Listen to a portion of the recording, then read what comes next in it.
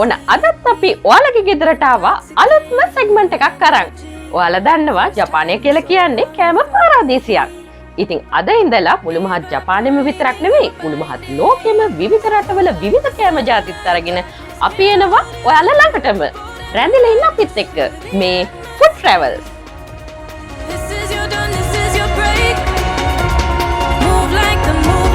Move like the sunlight, darkness can't hold you here. Bold and bright, push through the atmosphere. This is your dawn, this is your break. Move like the. ජපන් කෑම ගැන කතා කරද්දී මුලටම එන්නේ සෂිමි, සුෂි, එහෙමත් නැත්නම් අමුමාලු.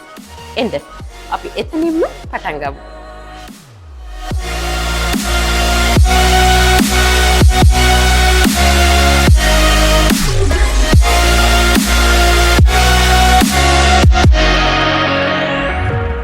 මේ තියෙන්නේ මෙනු එක.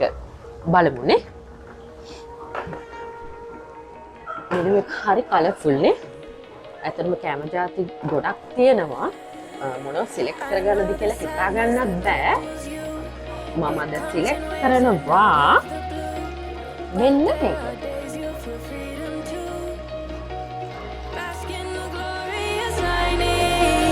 Move like the sunlight, darkness can't hold you here. Bold and bright, push through the atmosphere. This is your dawn, this is your break. Move like the sunlight, darkness can't hold you here. කෑම එක order කරලා තියෙනවා. කෑම එක එනකන් අපි පොඩ්ඩක් සෂිමි ගැන ඉතිහාසය කතා කරමු. සෂිමි මුලින්ම ජපානයට එන්නේ චීනය හරහා. ක්‍රිස්තු පූර්ව 500 විතර. එදා මෙදා තුර කාලයේදී ජපන් ජාතිකයන්ගේ ආහාර වේලෙත් එක්කම සංස්කෘතියේ ප්‍රධාන අංගයක් බවට සෂිමි පත් වෙලා ඉවරයි. ඒත් එක්කම සෂිමි කියන එකේ තේරුම තමයි කපන ලද එහෙමත් නැත්නම් සිදුරු කරන ලද ශරීරය කියන එක. සෂිමි කන්න ඇත්තටම පාවිච්චි කරන්නේ වසබි, ඉඟුරු සහ සෝයු සෝස්. වසබි කියන එක අපිට තරම් පුරුදු කෑමක් නෙමෙයිනේ. මේ වසබි වලින් කෑමවල තියෙන මාළුවල තියෙන රසය සුවඳ වැඩි කරනවා වගේම මුහුදු ආහාරවල තියෙන අහිතකර බැක්ටීරියා පරපෝෂිත විනාශ කරනවා. ඒ වගේම සෂිමි කිව්වම අපිට මතක් වෙන්නේ මුහුදු ආහාර. විශේෂයෙන්ම මාළු බිත්තර, ඉස්සෝ, දැල්ලෝ, අමු මාළු වගේ දේවල්නේ. එහෙම වුණත් වර්තමානයේදී මුව මස්, අරක් මස්, ඒ වගේම අශ්ව මස් වගේ මස් වර්ග සෂිමි විදියට ජපන් ජාතිකයන් භාවිතා කරනවා. ඒවා භාවිතා කරද්දී ඕන් ඒවා ෂැලෝ ෆ්‍රයි කරනවා, එහෙමත් නැත්නම් බෝයිල් කරනවා, එහෙමත් නැත්නම් බාබිකියු කරනවා. මේ විවිධ ක්‍රමවේද භාවිතා කරලා ඔවුන් සෂිමි එකේ ක්වොලිටි එක පවත්වාගෙන යන්න උත්සාහ කරනවා.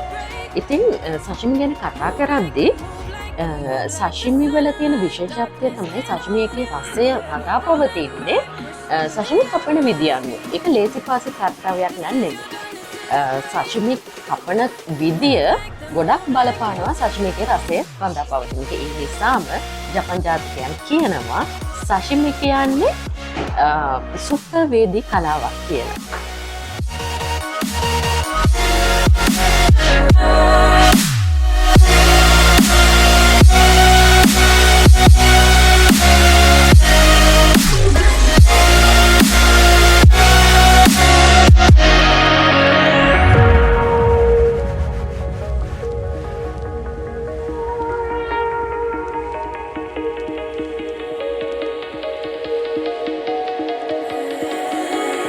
I know the sadness that cripples you.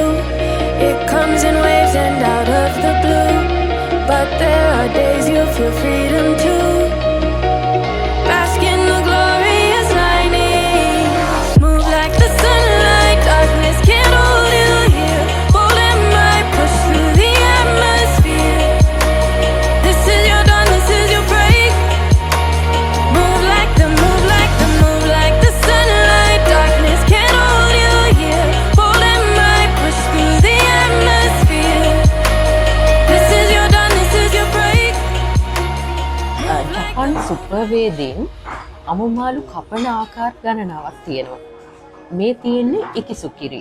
ඒ සඳහා භාවිතා කරන්නේ එවලේ අල්ලගත්ත මාළු. ඇත්තටම ඔයාලට හිතේවි මේ තරම් එළවලු පළතුරු පොළ ಜಾති අල ಜಾති තියෙන ලෝකයක ඇයි අපි පණ පිටින් මේ වගේ සතෙක්ගේ ජීවිතය ආහාරයක් වෙනුවෙන් විනාශ කරන්නේ කියලා. ඇත්තටම අපේ සංස්කෘතිය නොඋනත් අපේ සාර ධර්ම වලට මේක පටහැනි වුණත් ලෝකයේ විවිධ සම්ප්‍රදායන් තියෙනවා. මේකත් ජපාන් සම්ප්‍රදායට අනුව ජපාන් සංස්කෘතියට ආහාර රටාවට අනුව හැඩගැහුණු ආහාර රටාවක්. ආහාර සම්ප්‍රදායක්.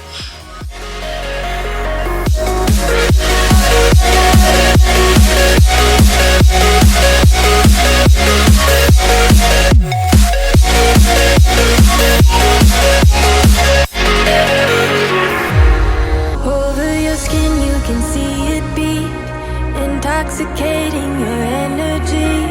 First time in so long you felt the heat evaporating your bindings. Move like the sunlight, darkness can't hold you here. Bold and bright, push through the atmosphere. This is your dawn, this is your break. Move like the sunlight, darkness can't hold you here. Bold and bright, push through the atmosphere. This is your dawn, this is your break. Move like the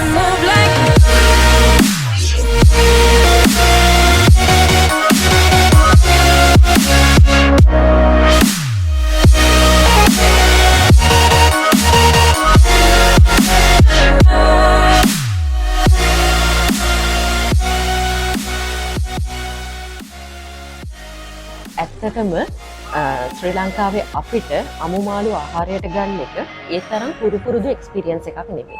එහෙම වුණත් ජපන් ජාතිකයන් අද හොයාගෙන තියෙනවා අමුමාළු වල තියෙන පමණක් තියෙන සමහරක් විටමින් වර්ග තරුණ බව රැකදෙන බව. ඒ නිසා ජපන් ජාතිකයන් ගොඩක් ආස කරනවා අමුමාළු ආහාරයට ගන්න. මේ වගේ අපිට පුරුදු ගොඩක් ආහාරමය අත්දැකීම් ජපානයේදී අපිට මුණ ගැහෙනවා. ඒ වගේ තවත් ලස්සන අත්දැකීමකින් රසම රස අත්දැකීමකින් ෆුඩ් ට්‍රැවල් එකකින් අපි ආයෙත් හම්බ වෙමු. තාමත් ඔයාලා අපේ channel එක subscribe කරලා නැත්නම් channel එක subscribe කරන්න, bell එක click කරන්න අමතක කරන්න එපා. අපි ගිහින් එන්න. සුබ දවසක්.